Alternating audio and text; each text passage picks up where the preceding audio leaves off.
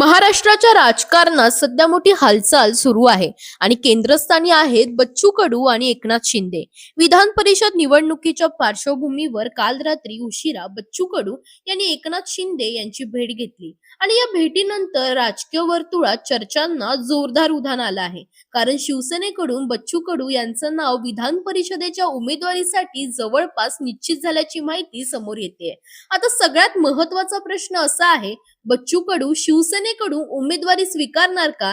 यावर स्वतः बच्चू कडू यांनी प्रतिक्रिया देताना सांगितलं की मला फोन आला आहे, मी भेटायला जाणार आहे. अजून अंतिम निर्णय झालेला नाही, पण आम्ही अर्ज शिवसेनेतून दाखल करू शकतो. मात्र इथेच खरा ट्विस्ट आहे, कारण शिवसेनेकडून प्रहार जनशक्ती पक्ष शिवसेनेत विलीन करण्याची अट ठेवण्यात आली होती. पण यावर बच्चू कडू यांनी स्पष्ट भूमिका घेत सांगितलं की प्रहार ही एक सामाजिक संघटना म्हणून कायम राहील, विलिनीकरणाचा प्रश्न नाही आणि चर्चा करून पुढील निर्णय घेतला जाईल. म्हणजेच राजकीय प्रवेश शक्य असला तरी पूर्ण विलिनीकरण अजूनही अनिश्चित आहे.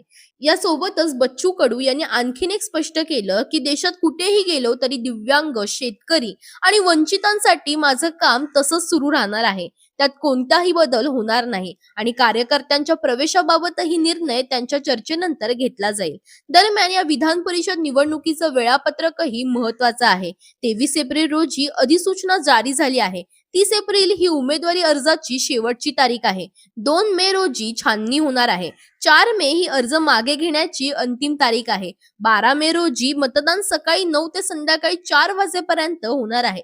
त्याच दिवशी संध्याकाळी 5 वाजता मतमोजणी होईल आणि 13 मे रोजी संपूर्ण प्रक्रिया पूर्ण होणार आहे. एकूणच पाहिलं तर शिवसेना आणि बच्चू कडू यांच्यातील ही हालचाल फक्त एका उमेदवारीपुरती मर्यादित नाही, तर विदर्भातील राजकारण, शिवसेनेची ताकद आणि प्रहार पक्षाचं भविष्य या सगळ्यांवर याचा मोठा परिणाम होऊ शकतो. आता मोठे प्रश्न असे आहेत, बच्चू कडू शिवसेनेत पूर्णपणे सामील होणार का? प्रहार पक्षाचं पुढचं काय होणार? आणि ही चाल शिंदे गटासाठी गेम चेंजर ठरणार का? तुमचं मत काय? आम्हाला कॉमेंटमध्ये नक्की सांगा आणि इंडिया लीडर या चॅनलला सबस्क्राईब करायला विसरू नका.